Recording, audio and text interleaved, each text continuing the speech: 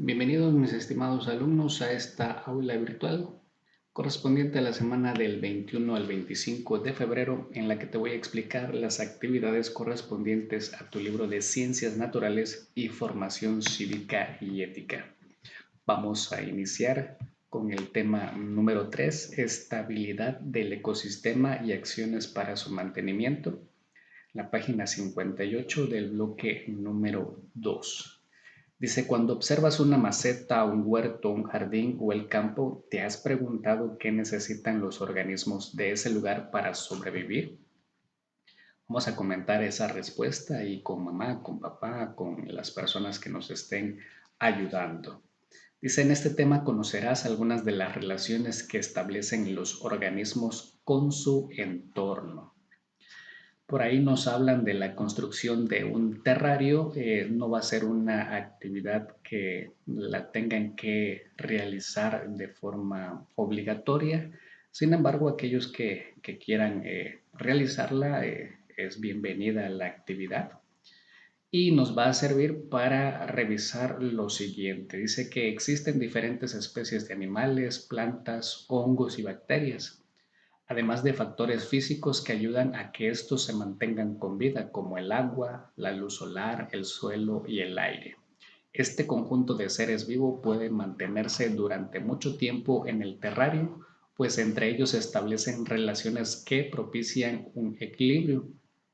Las plantas alimentan a los animales, estos al morir nutren a los microorganismos y las sustancias que liberan son aprovechadas por las plantas.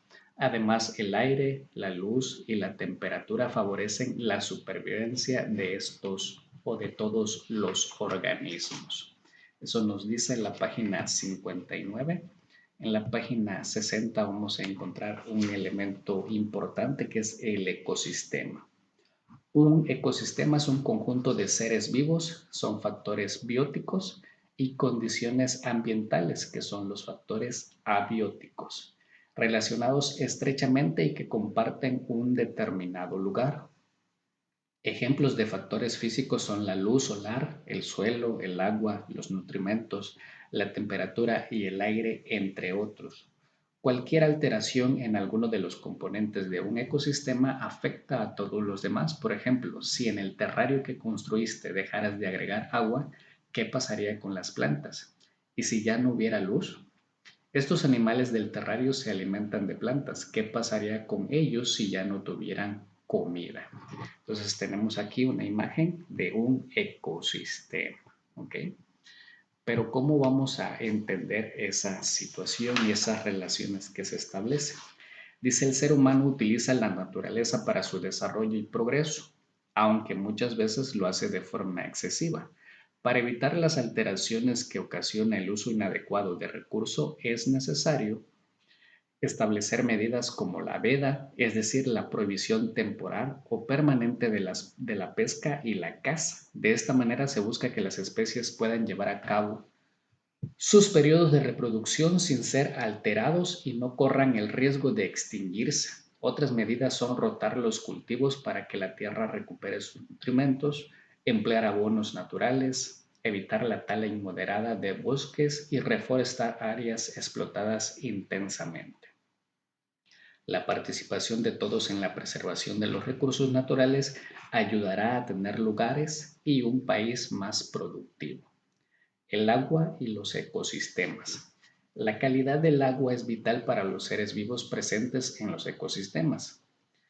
¿Por qué es importante? Nos dice acá, la vegetación retiene la poca agua de lluvia o nebla que se presenta. En contraste, la lluvia que se precipita en las selvas y los bosques es tan abundante que la vegetación deja escurrir una gran parte. Los pinos poseen hojas con una cubierta que evita que se congele el agua de su interior y así pueda sobrevivir a dichos climas. El agua en forma de lluvia, granizo, escarcha, neblina y nieve abastece lagos, ríos, lagunas y mares y mantiene la humedad en bosques, selvas, matorrales, desiertos, tierras de pastoreo, manglares y zonas costeras. Las zonas centro y norte son áridas o semiáridas y reciben poca lluvia. Los estados del sur y sureste reciben casi la mitad de lluvias. El estado de Baja California recibe menos agua de lluvia y Tabasco tiene más precipitaciones. Tenemos algunas formas de relieve donde podemos encontrar el agua en diferentes presentaciones. La neblina, la nieve y aquí tenemos algunos ríos. Bueno, ¿cómo vamos a entender esta situación de los ecosistemas? Tenemos ahí una imagen, este es un ecosistema. En él hay factores abióticos y factores bióticos. Los factores abióticos son los que no están vivos, como la energía del sol a través de la luz, las precipitaciones, el agua, la temperatura, rocas, grava, la arena y el viento son factores abióticos. Y los factores bióticos son todos los que están vivos, por ejemplo, animales, plantas o también los microorganismos que no se pueden ver a simple vista. Entonces, los factores abióticos y los factores bióticos establecen relaciones y eso es un ecosistema. Y tienen que existir todas estas partes, todos estos factores, tanto abióticos como bióticos, para que exista un equilibrio en ese ecosistema. Bien, después pasamos a nuestro libro de formación cívica y ética en la página 57 y nos habla aquí en la sesión número 2 sobre las comunidades afromexicanas. Nos dice, tras la conquista de América en el siglo XVI, inició el tráfico de personas traídas de manera forzada de África. En México, los africanos fueron llevados a diversas regiones para trabajar en minas y grandes plantaciones. Ahí convivieron con indígenas y mestizos, lo que favoreció el intercambio de saberes, tradiciones, costumbres, así como la unión de personas de diferentes grupos que dio como resultado la gran diversidad étnica y cultural que caracteriza nuestro país. La rica cultura que los afrodescendientes o afromexicanos han creado a lo largo del tiempo les da identidad y fortalece su sentido de pertenencia como grupo y con el lugar donde viven. ¿Qué es lo que vamos a realizar aquí como actividades? Dice número 1, para conocer más acerca de la cultura afromexicana, no hay nada mejor que escuchar a las personas. Conozcamos a Julia. Ella nos va a contar sobre su comunidad. Lee lo que tiene que decirte. Aquí nos da algunas características sobre la cultura afromexicana. Aquí tenemos algunos instrumentos que son afromexicanos. Después revisamos las actividades de la página 58. Dice, como Julia, escribe cuáles son las cosas que te identifican a ti. Es lo que vamos a escribir acá. Después dice, ilustra en tu cuaderno los elementos culturales que escribiste. Consigue fotografías, recortes o haz dibujos. Perdón. Vamos a hacer los dibujos en nuestro cuaderno.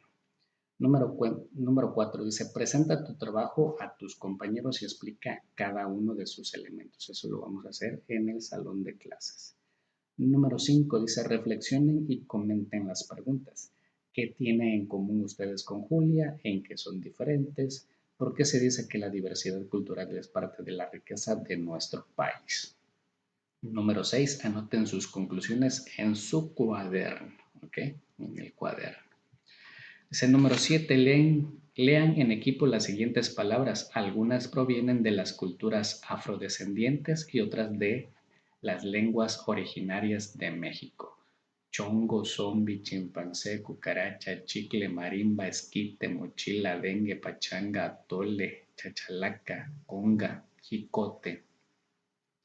Número 8. Si no conocen el significado de alguna palabra, consulten su diccionario o, si está en sus posibilidades, consulten en internet un diccionario de mexicanismos. ¿Para qué vamos a hacer eso? Para la actividad número 9 que nos dice escriban en su cuaderno un relato breve utilizando la mayor cantidad posible de las palabras. Por ejemplo, había una vez un zombi con chongo que. Entonces vamos a escribir un texto utilizando la mayor cantidad de estas palabras. Recuerden, es importante conocer el significado de cada una de esas palabras para que su texto tenga sentido. Por acá nos dan una información importante que dice, en el español de México usamos palabras provenientes de diferentes culturas e idiomas, como el náhuatl, el maya, el purépecha, el inglés, el francés y el árabe.